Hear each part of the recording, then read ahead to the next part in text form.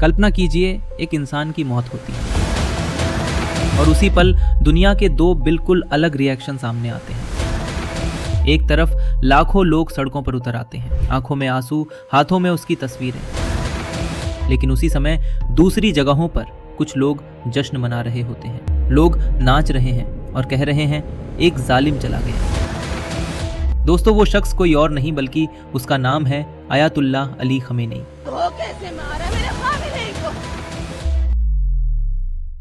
28 फरवरी 2026 की उस खौफनाक रात को इजरायली वायुसेना की ब्लू स्पैरो मिसाइलों ने तेहरान के एक गहरे बंकर को मलबे में बदल दिया। दशकों तक पश्चिमी देशों की आंखों में आंखें डालकर चुनौती देने वाले 86 वर्षीय आयतुल्लाह अली खमेनी उसी मलबे में दफन कर दिया जाता है। किसी के लिए वो पश्चिमी ताकतों के खिलाफ खड़ा होने वाला हीरो था, तो किसी के लिए वो एक ऐसा शासक है जिसने अपने ही लोगों की आवाज को दबा दिया। लेकिन असली सवाल ये है, क्या अली खमेनी एक हीरो था या एक विलन? इस सवाल का जवाब समझने के लिए हमें आज के ईरान से नहीं बल्कि 1939 के ईरान से शुरुआत करनी होगी। उस दौर में ईरान एक धार्मिक राष्ट्र जरूर था, लेकिन सत्ता धार्मिक नेताओं के हाथ में नहीं थी। 1920 के दशक से ईरान पर पहलवी राजवंश का शासन था। पहले रजा शाह पहलवी और फिर उनके बेटे मोहम्मद रजा शाह पहलवी ने देश को आधुनिक बनाने का बीड़ा उठाया। तेल की बढ़ती कमाई से देश में बुनियादी ढांचा, उद्योग और मॉडर्नाइजेशन तेजी से फैल रहा था। 1963 में शाह ने व्हाइट रेवोल्यूशन की घोषणा की, जिसका उद्देश्य agriculture development, privatisation of industries, महिलाओं को वोट का अधिकार देना और समाज का वेस्टर्नाइजेशन करना था। शाह की सरकार अमेरिका और ब्रिटेन जैसे पश्चिमी देशों के बेहद करीब थी और शाह सिर्फ देश को आधुनिक ही नहीं बनाना चाहते थे, बल्कि कई मामलों में ईरान को यूरोप जैसा विकसित और आधुनिक राष्ट्र बनाना चाहते थे। लेकिन शाह के आधुनिकीकरण और पश्चिमीकरण को ईरान के धार्मिक नेताओं ने इस्लाम और अपनी संस्कृति के खिलाफ माना। मौलवियों को लगने लगा कि शाह मौलवियों की शक्ति को खत्म कर रहे हैं और देश की न्यायिक व सामाजिक व्यवस्था को पूरी तरह से सेक्युलर बना रहे हैं। शाह सत्ता पर अपनी पकड़ मजबूत कर रहे थे और ईरान में लोकतंत्र की कोई जगह नहीं बची थी। राजनीतिक विरोधियों को खामोश करने और अपनी गद्दी बचाने के लिए शाह ने अपनी खूंखार खुफिया पुलिस सावाक का इस्तेमाल किया। ये खुफिया एजेंसी इतनी खतरनाक मानी जाती थी कि जो भी शाह की सरकार के खिलाफ बोलता उसे तुरंत गिरफ्तार कर लिया जाता, विरोधियों को जेल में डाला जाता, उन्हें भयानक यातनाएं दी जाती और कई लोगों को मारकर हमेशा के लिए गायब कर दिया जाता। इसी उथल पुथल के बीच ईरान के शहर मशहद में एक युवा छात्र भी धीरे धीरे अपनी पहचान बना रहा था, अली खमेनी। खमेनी के सफर की शुरुआत किसी महल या सत्ता के गलियारों से नहीं हुई थी। उनका जन्म 19 अप्रैल 1939 को उत्तर पूर्वी ईरान के पवित्र और धार्मिक शहर मशहद में हुआ था। उनके पिता सैयद जवाद खमेनी एक साधारण और बेहद गरीब शिया मौलवी थे। खमेनी का बचपन घोर गरीबी और अभावों के बीच बीता। वे लगभग 65 वर्ग मीटर के एक छोटे से घर में रहते थे, जहां कई बार रात के खाने में सिर्फ सूखी रोटी और थोड़ी सी किशमिश ही नसीब होती थी। लेकिन घर का माहौल पूरी तरह धार्मिक था और बचपन से ही खमेनी की जिंदगी कुरान, इस्लामिक शिक्षा और धार्मिक पढ़ाई के बीच बीतने लगी। लेकिन 1950 और 1960 के दशक का ईरान उथल पुथल के दौर से गुजर रहा था। शाह मोहम्मद रजा पहलवी का आधुनिकीकरण अभियान तेजी से देश के धार्मिक और पारंपरिक ताने बाने को बदल रहा था। इसी दौरान अमेरिका और ब्रिटेन के प्रभाव में चल रही शाह की सत्ता के खिलाफ विरोध के सुर उठने लगे। 1952 में फिदायीन इस्लाम के संस्थापक नवाब सफवी के एक भाषण ने युवा खमेनी के दिल में विद्रोह की आग भड़का दी। 1958 में जब वे कोम शहर पहुंचे तो वहां उनकी मुलाकात अयातुल्लाह रूहुल्लाह खुमैनी से हुई। खमेनी धीरे धीरे खुमैनी के क्रांतिकारी विचारों से पूरी तरह प्रभावित हो गए। उन्होंने शाह की सरकार का खुलकर विरोध करना शुरू कर दिया। समय के साथ खमेनी खुमैनी के सबसे भरोसेमंद समर्थकों में से एक बन गए। उन्होंने शाह की सरकार के खिलाफ प्रचार शुरू किया, भाषण दिए और इस्लामिक क्रांति के विचार को फैलाया। लेकिन शाह की सरकार ये सब चुपचाप नहीं देख रही थी। सवैक ने खमेनी को कई बार गिरफ्तार किया, उनसे पूछताछ हुई, जेल में रखा गया। फिर आया 1979, वो साल जिसने ईरान की किस्मत बदल दी। 1979 की इस्लामिक क्रांति। देश भर में लाखों लोग सड़कों पर उतर आए। शाह की सरकार कमजोर पड़ने लगी और आखिरकार मोहम्मद रजा शाह ईरान छोड़कर भाग गए। निर्वासन में रह रहे आयतुल्लाह खोमैनी विजयी नेता की तरह तेहरान लौटे।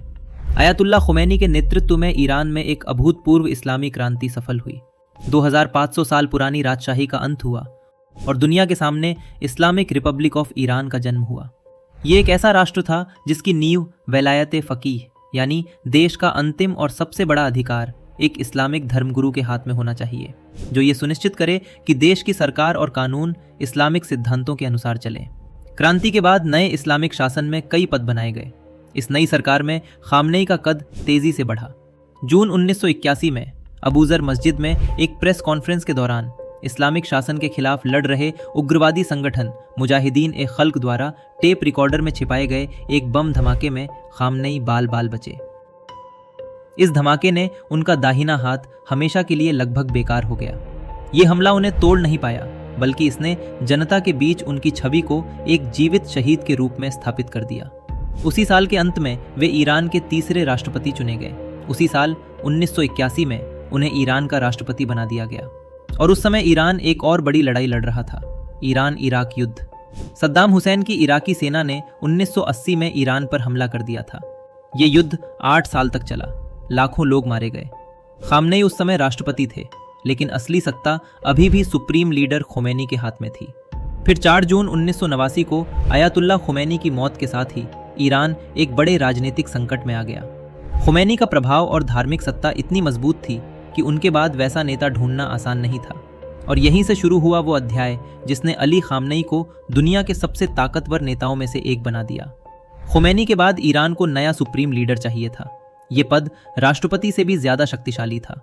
सुप्रीम लीडर सेना का प्रमुख होता है, न्यायपालिका को नियंत्रित करता है और देश की सबसे बड़ी नीतियां तय करता है।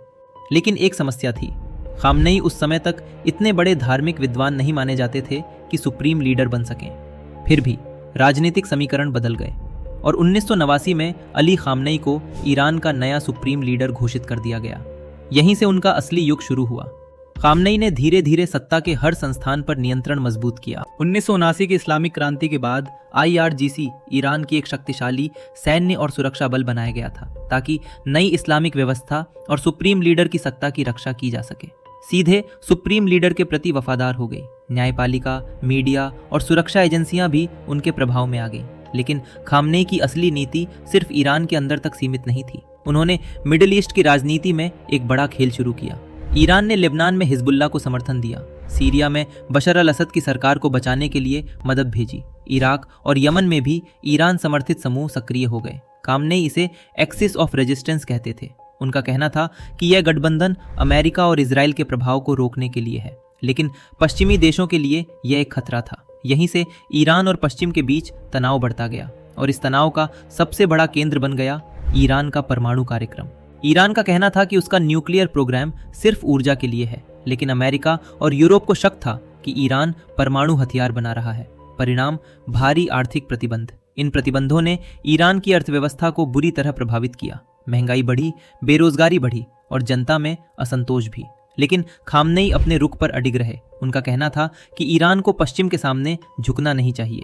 और यही वो जगह है जहां से खामनेई की कहानी 2 अलग अलग नजरियों में बढ़ जाती है। एक नजरिया कहता है खामनेई एक प्रतिरोध के प्रतीक है। उन्होंने अमेरिका और पश्चिमी दबाव के सामने झुकने से इनकार किया। उन्होंने ईरान को क्षेत्रीय शक्ति बना दिया। लेकिन दूसरा नजरिया इससे बिल्कुल अलग है। आलोचकों का कहना है कि खामनेई के शासन में ईरान में राजनीतिक स्वतंत्रता कम हो गई।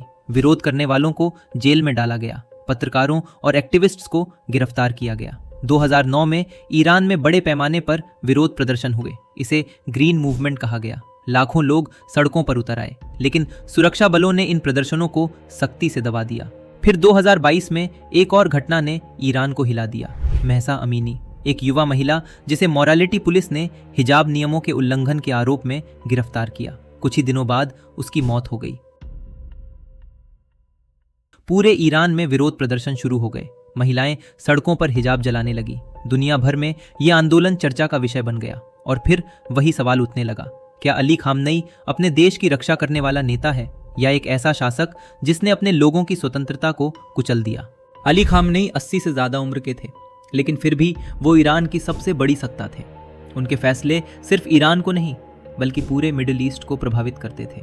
सीरिया से लेकर लेबनान तक, इराक से लेकर यमन तक। कई संघर्षों के पीछे कहीं ना कहीं ईरान की भूमिका दिखाई देती है, और उस भूमिका के केंद्र में थे अली खामनेई। तो क्या इतिहास उन्हें एक हीरो के रूप में याद करेगा, एक ऐसा नेता जिसने पश्चिमी ताकतों को चुनौती दी और अपने देश को मजबूत बनाया, या फिर इतिहास उन्हें एक विलन कहेगा, एक ऐसा शासक जिसने अपने लोगों की आवाज दबा दी? शायद इसका जवाब आज नहीं मिलेगा, क्योंकि इतिहास का फैसला हमेशा समय करता है। लेकिन इतना जरूर तय है कि आयतुल्लाह अली खामनेई का नाम 21वीं सदी की सबसे विवादित और सबसे प्रभावशाली राजनीतिक कहानियों में हमेशा दर्ज रहेगा। और यही कारण है कि आज भी दुनिया ये सवाल पूछ रही है, क्या वो हीरो थे या विलन?